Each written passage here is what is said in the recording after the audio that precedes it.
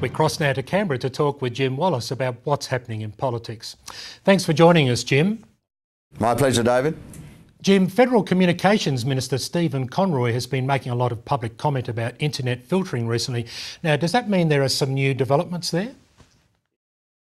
Not really, David. The new development is that the Minister is actually out there debunking some of this mischievous argument that's been put around by the Eros Foundation, by the ISPs and, of course, by extreme civil libertarians.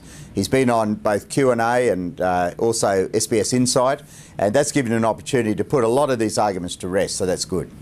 But there have been doubts about whether internet filtering will work from a technical perspective. Have these matters now been resolved? Well, no, they won't be until the end of the trial, David, and clearly that is the reason for having the trial.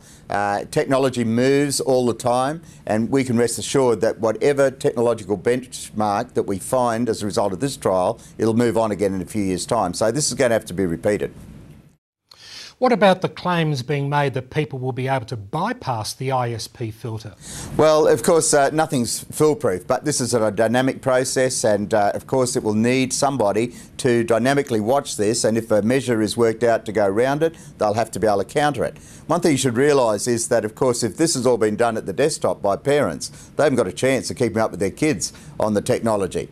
So one of the real strengths of the system is that if we now have a filter at the ISP level, then the ISPs can bring all their technical expertise to bear, and hopefully there'll be a lot less chance of going around it. OK, Jim, moving to something else.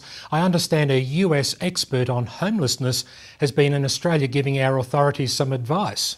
Well, that's right, David. There's an expert from the US Interagency Council on Homelessness, and he's come out here to point out that one of the big problems with the homeless is what they call the problem of managing the discharge. See, many of our homeless actually come from other sorts of care. They may be, for instance, in foster care, they may be in mental health care, they may be in institutions such as prisons, or they might even be in our militaries. And what it means is that we have to manage the discharge of these people from that care or from that institution and make sure that we've got continuity of care into their new life back into the community.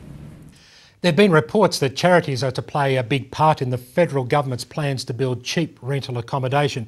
Are you aware of that, Jim? Yes, very welcome news, David, that not-for-profits actually got a very good share of the $623 million that the government has put forward for low-cost housing. This will mean that there will be about 50,000 houses built by 2012, and these will generally be about 20% below the market price. So it should go a long way to redressing the problem of low-cost housing. Thanks for your time again today, Jim. Thank you very much, David.